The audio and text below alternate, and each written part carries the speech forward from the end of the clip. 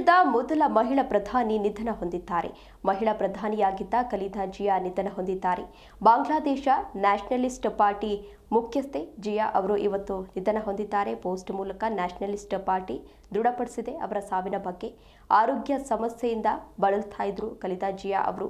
ವಿದೇಶದಿಂದ ಬಾಂಗ್ಲಾಗೆ ಅವರ ಪುತ್ರ ಕೂಡ ಈಗಾಗಲೇ ಆಗಮಿಸಿದ್ದಾರೆ. ಮುಂದಿನ ಚುನಾವಣೆಯಲ್ಲಿ ಸ್ಪರ್ಧೆ ಮಾಡುವಂತಹ ವಿಶ್ವಾಸ ಕೂಡ ಇದೆ. ಬಾಂಗ್ಲಾದೇಶದ ಮಾಜಿ ಪ್ರಧಾನಿ ಖಲೀದಾ ಜಿಯಾ ಅವರು ಕೊನೆಯುಸಿರೆಳೆದಿದ್ದಾರೆ. ಅನಾರೋಗ್ಯದಿಂದ ಬಳಲ್ತಾ ಇದ್ದು ದೀರ್ಘಕಾಲದಿಂದ ಆಸ್ಪತ್ರೆಯಲ್ಲಿದ್ದರು. ಜಿಯಾ ಅವರನ್ನು ನವೆಂಬರ್ 23ರಂದು ಆಸ್ಪತ್ರೆಗೆ ದಾಖಲು ಮಾಡಲಾಗಿತ್ತು. ಎದೆಯ ಸೋಂಕು ಅವರ ಹೃದಯ ಮತ್ತು ಶ್ವಾಸಕೋಶದ ಮೇಲೆ ಪರಿಣಾಮವನ್ನು ಬೀರಿತು. ಹೀಗಾಗಿ ಅವರಿಗೆ ಖಾಸಗಿ ಆಸ್ಪತ್ರೆಯಲ್ಲಿ ಚಿಕಿತ್ಸೆಯನ್ನು ಕೊಡಿಸಲಾಗ್ತಾ ಇತ್ತು. 4 ದಿನಗಳ ನಂತರ ಅವರ ಆರೋಗ್ಯ ಮತ್ತಷ್ಟು ಹದಗೆಟ್ಟಿತ್ತು. ಅವರನ್ನು ಸಿಸಿಯು ಅಲ್ಲಿ ಇರಿಸಲಾಗಿತ್ತು. ಬಾಂಗ್ಲಾದೇಶದ ದಿವಂಗತ ಪ್ರಧಾನಿ ಜಿಯಾವುರ್ ರೆಹಮಾನ್ ಅವರ ಪತ್ನಿ ಖಲೀದಾ ಜಿಯಾ ಅವರು ದೀರ್ಘಕಾಲದಿಂದ ಯಕೃತ್ತು ಮತ್ತು ಮೂತ್ರಪಿಂಡದ ಸಮಸ್ಯೆಗಳು, ಮಧುಮೇಹ, ಸಂಧಿವಾತ ಮತ್ತು ಕಣ್ಣಿನ ಸಮಸ್ಯೆಗಳು ಸೇರಿದಂತೆ ವಿವಿಧ ಕಾಯಿಲೆಗಳಿಂದ ಬಳಲ್ತಾ ಇದ್ರು. ಈ ವರ್ಷದ ಆರಂಭದಲ್ಲಿ ಅವರು 4 ತಿಂಗಳ ವೈದ್ಯಕೀಯ ಚಿಕಿತ್ಸೆಯ ನಂತರ ಮೇ 6ರಂದು ಲಂಡನ್ನಿಂದ ಮರಳಿದ್ರು. ಅವರ ಹಿರಿಯ ಮಗ ಏನಿದ್ರು BNP ಅಧ್ಯಕ್ಷ ತಾರಿಕ್ ರೆಹಮಾನ್ ಅವರು 2008ರಿಂದಲೂ ಕೂಡ ಲಂಡನ್ನಲ್ಲಿ ವಾಸ ಮಾಡ್ತಾ ಇದ್ರು. ಈಗಾಗಲೇ ಅವರ ಕಿರಿಯ ಮಗನನ್ನು ಕೂಡ 2000 ಹೃದಯಾಘಾತದಿಂದ ಕಳೆದುಕೊಂಡಿದ್ರು. ಇವತ್ತು ಅವರು ಸಾವನ್ನಪ್ಪಿದ್ದಾರೆ. ಇದೇ ವಿಚಾರಕ್ಕೆ ಸಂಬಂಧಪಟ್ಟಂತೆ ಹೆಚ್ಚಿನ ಡೀಟೇಲ್ಸ್ ಅನ್ನು ನೀಡಲಿದ್ದಾರೆ ನಮ್ಮ ಪ್ರತಿನಿಧಿ ಅನಂತರಾಮಯ್ಯ. ಅನಂತರಾಮಯ್ಯ, ಬಾಂಗ್ಲಾದೇಶದ ಮೊದಲ ಮಹಿಳಾ ಪ್ರಧಾನಿಯಾಗಿದ್ದಂಥ ಖಲೀದಾ ಜಿಯಾ ಅವರು ಈಗಾಗಲೇ ಸಾವನ್ನಪ್ಪಿದ್ದಾರೆ. ಅವರ ಮಗ ಬೇರೆ ಈಗ ಎಂಟ್ರಿ ಕೊಟ್ಟಿದ್ದಾರೆ. ರಾಜಕೀಯದಲ್ಲಿ ಏನಾದರೂ ಬದಲಾವಣೆ ಆಗುತ್ತಾ ಇವರ ಸಾವಿನಿಂದ? ಖಂಡಿತ ತೇಜಸ್ವಿನಿ, ಏನು ಖಲೀದಾ ಜಿಯಾ ಅವರು ಈಗ ಅವರಲ್ಲೇ ಏನು ಸುಮಾರು ವರ್ಷಗಳಿಂದಲೂ ಕೂಡ ಅನಾರೋಗ್ಯದಿಂದ ಅವರು ಬಳಲ್ತಾ ಇದ್ರು. ಸಾಕಷ್ಟು ಏನು ಕಿಡ್ನಿ ವೈಫಲ್ಯ, ಅದ್ರ ಜೊತೆ ಡಯಾಬಿಟಿಸ್ ಕೂಡ ಇತ್ತು, ಅಂಗಾಂಗ ವೈಫಲ್ಯದಿಂದ ಕೂಡ ಬಳಲ್ತಾ ಇದ್ರು. ಬಟ್ ಅವ್ರನ್ನ ಹೆಚ್ಚಿನ ಚಿಕಿತ್ಸೆಗಾಗಿ ಬೇರೆ ಅಂದ್ರೆ ಲಂಡನ್ಗೆ ಶಿಫ್ಟ್ ಮಾಡುವಂತಹ ಆಲೋಚನೆ ಇದ್ರೂ ಕೂಡ ಅವರ ಒಂದು ಅದಕ್ಕೆ ದೇಹ ಸ್ಪಂದಿಸಲ್ಲ ಅಂತ ಹೇಳಿ ಡಾಕ್ಟರ್ ಹೇಳಿದ್ರಿಂದಾಗಿ ಕಳೆದ ನವೆಂಬರ್ ಇದ್ದಲ್ಲೂ ಕೂಡ ಅವರು ಏನು ಢಾಕಾದ ಆಸ್ಪತ್ರೆಯಲ್ಲಿನೇ ಕೂಡ ಎವರ್ ಕೇರ್ ಆಸ್ಪತ್ರೆಯಲ್ಲಿ ಅವರು ಚಿಕಿತ್ಸೆಯನ್ನ ಪಡಿತಾ ಇದ್ರು. ಬಟ್ ಅವರು ತುಂಬಾ ಗಂಭೀರ ಸ್ಥಿತಿನಲ್ಲೂ ಕೂಡ ಇದ್ರು. ಇದನ್ನ ಈ ಬಗ್ಗೆ ವೈದ್ಯರು ಕೂಡ ಸ್ಪಷ್ಟತೆಯನ್ನು ಕೊಟ್ಟಿದ್ರು. ಆದ್ರೆ ಏನು ಇಂದು ಮುಂಜಾನೆ ಅವರ ಆರೋಗ್ಯ ಏನು ಅಂದ್ರೆ ಯಾವುದೇ ಚೇತರಿಕೆ ಇಲ್ಲದ ಕಾರಣದಿಂದಾಗಿ ಏನು ಅವರು ಇವತ್ತು ಬೆಳಗಿನ ಜಾವ 6 ಗಂಟೆಗೆ ಕೊನೆಯುಸಿರೆಳೆದಿದ್ದಾರೆ.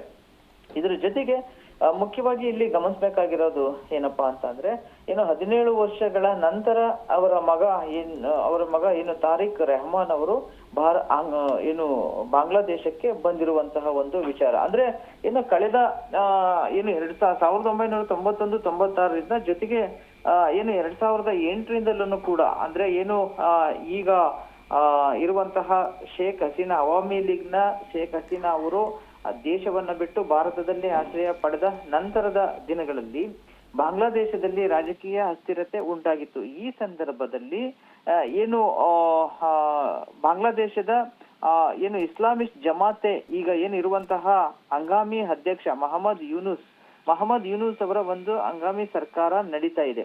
ಈ ಸಂದರ್ಭದಲ್ಲಿ ಅಲ್ಲೂ ಕೂಡ ಆ ಒಂದು ಏನು ಮಹಮ್ಮದ್ ಯೂನುಸ್ ಅವರ ಒಂದು ಸರ್ಕಾರನೂ ಕೂಡ ಒಂದು ಸ್ಟೆಬಿಲಿಟಿ ಇಲ್ಲ.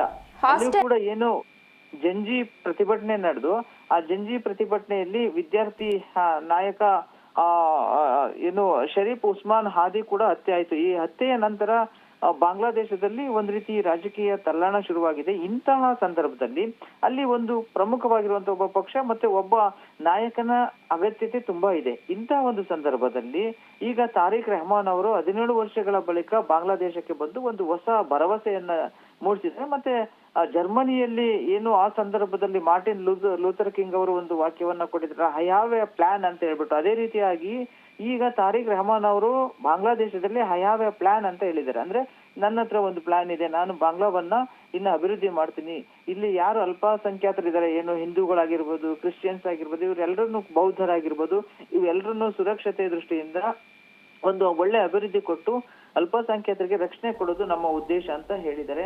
ಬಟ್ ಈ ಸಂದರ್ಭದಲ್ಲಿ ಈಗ ಬೇರೆ ಪಕ್ಷಗಳಿಗೆ ಹೋಲಿಕೆ ಮಾಡ್ಕೊಂಡಾಗ ಅಂದ್ರೆ ಏನು ಅವಾಮಿ ಲೀಗ್ ಆಗಿರ್ಬೋದು, ಇಲ್ಲಿ ಅವಾಮಿ ಲೀಗ್ ಅನ್ನು ಕೂಡ ಈಗಾಗಲೇ ನಿಷೇಧವನ್ನ ಮಾಡಲಾಗಿದೆ. ಜೊತೆಗೆ ಏನು ಇಸ್ಲಾಮಿಸ್ಟ್ ಜಮಾತೆ ಕೂಡ ಅಷ್ಟು ಅಲ್ಲಿನ ಜನಕ್ಕೆ ಇಲ್ಲ. ಯಾಕೆಂದ್ರೆ ಪಾಕಿಸ್ತಾನ ಬೆಂಬಲಿತ ಪಕ್ಷ ISI ಇದಕ್ಕೆ ಸಪೋರ್ಟ್ ಅನ್ನ ಮಾಡ್ತಿದೆ. ಹಾಗಾಗಿ ಮೊಹಮ್ಮದ್ ಯೂನುಸ್ ಅವರು ಕೂಡ ಒಂದ್ ರೀತಿಯಾಗಿ ಪಾಕಿಸ್ತಾನದ ಕೈಗೊಂಬೆ ಆಗಿದ್ದಾರೆ. ಇಂತಹ ಸಂದರ್ಭದಲ್ಲಿ ತಾರೀಕ್ ಅವರ ಎಂಟ್ರಿ ಖಂಡಿತವಾಗಿಯೂ ಕೂಡ ಒಂದು ದೊಡ್ಡ ಚೇಂಜಸ್ ಆಗುತ್ತೆ. ಈಗ ಫೆಬ್ರವರಿ 12 ಕೂಡ ಏನು ಸಾರ್ವತ್ರಿಕ ಚುನಾವಣೆ ಇರೋದ್ರಿಂದಾಗಿ ಬಹುಶಃ ತಾರೀಕ್ ರೆಹಮಾನ್ ಅವರು ಜೊತೆಗೆ ಅವರ ತಾಯಿ ಕೂಡ ನಿಧನ ಆಗಿರುವುದು ಅನುಕಂಪದ ಅಲೆ, ಅದ್ರ ಜೊತೆಗೆ ಒಬ್ಬ ಯಾರು ಇಲ್ಲದಂತಹ ಪರಿಸ್ಥಿತಿಯಾಗಿ ನಾಯಕನ ಎಂಟ್ರಿ ಆಗಿರೋದು ಬಾಂಗ್ಲಾಕ್ಕೆ ಒಂದು ರೀತಿಯಾಗಿ ಹೊಸ ಹುರುಪು ಮತ್ತೆ ಹೊಸ ನಾಯಕನನ್ನ ಕೊಟ್ಟಂತಾಗಿದೆ. ಆ ಮುಖಾಂತರವಾಗಿ ಬಹುಶಃ ತಾರೀಕ್ ರೆಹಮಾನ್ ಅವರು ಮುಂದಿನ ಪ್ರಧಾನಿ ಆಗ್ಬೋದು, ಮುಂದಿನ ಒಬ್ಬ ಜನನಾಯಕ ಆಗುವಂತಹ ಸಾಧ್ಯತೆ ಇದೆ. ತೇಜಸ್ವಿನಿ. ಓಕೆ, ಧನ್ಯವಾದ ಅನಂತರಾಮಯ್ಯ ತಮ್ಮೆಲ್ಲ ಡೀಟೇಲ್ಸ್ಗಾಗಿ.